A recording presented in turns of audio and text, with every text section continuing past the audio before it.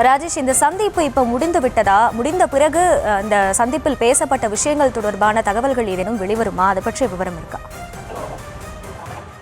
நிச்சயமாக ஓபிஎஸ் அவர்களை பொறுத்தவரையிலே இன்று காலையில் தான் ஏற்கனவே சென்று சந்தித்து விட்டு வந்திருந்தார்.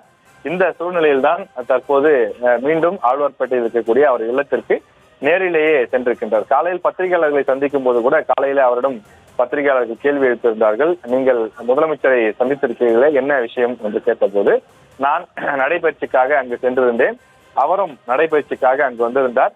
எனவே அவர் உடல்நிலை சரியில்லாத காரணத்தினால் அவருக்கு உடல்நிலை எப்படி இருக்கிறது என்று நலம் விசாரித்தேன், அவ்வளவுதான், மற்றபடி இதில் எந்த விஷயமும் இல்லை என்று அவர் குறிப்பிட்டிருந்தார். அவர் பெரிய அளவில், அதாவது அதிக நேரம் பேசவில்லை என்றாலும் ஒரு சில நிமிடங்கள் பேசியிருந்தாலும் கூட அந்த விஷயத்தை மட்டும்தான் அவர் பெரிதாக குறிப்பிட்டிருந்தார்.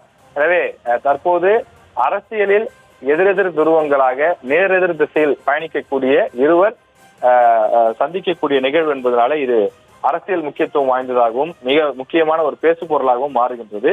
தமிழ்நாட்டில் 3 முறை முதலமைச்சராக இருந்தவர் ஓபிஎஸ்.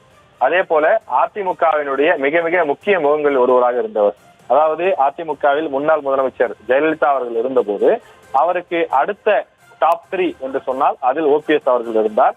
எனவே அந்த அளவுக்கு முக்கியத்துவம் வாய்ந்தவராக இருந்து வந்த நிலையில ஜெயலலிதா அவர்களது காலத்திலே அதிமுகவை சேர்ந்தவர்கள் யாரும் திமுகவினரது வீட்டு நிகழ்ச்சிகளிலோ அவர்களது அவர்களுடன் நேரடியாக பேசுவதோ கைகுலுக்குவதோ அது போன்ற விஷயங்களிலே ஈடுபடுவதை அவர் விரும்ப மாட்டார்.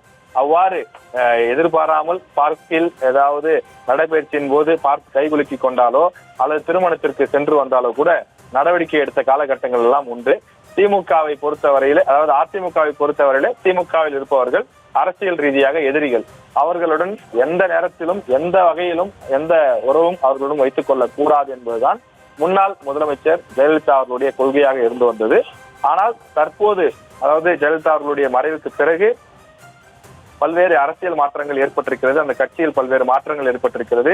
ஏன் முன்னாள் முதலமைச்சர் கலைஞர் கருணாநிதி அவர்களுடைய மறைவுக்கு கூட அதிமுகவிலிருந்து பலரும் சென்று நேரடியாக அஞ்சலி செலுத்திவிட்டு வந்தார்கள்.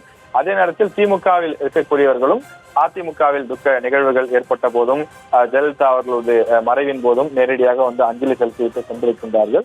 அதே போல ஓ பன்னீர்செல்வம் அவர்களது மனைவி இறந்த போது தமிழக முதலமைச்சர் நேரடியாக அவரது இல்லத்திற்கு, ஓபிஎஸ் அவர்களுடைய இல்லத்திற்கு வந்து அவர் ஒரு மரியாதை நிமித்தமாக வந்து அவருக்கு ஆறுதல் தெரிவித்து சென்றிருந்தார். எனவே இப்படிப்பட்ட சூழ்நிலையில் இந்த சந்திப்பு என்பது அவரது உடல்நலன் குறித்து விசாரிப்பதற்காக ஓபிஎஸ் வந்திருப்பதாக தெரிகின்றது.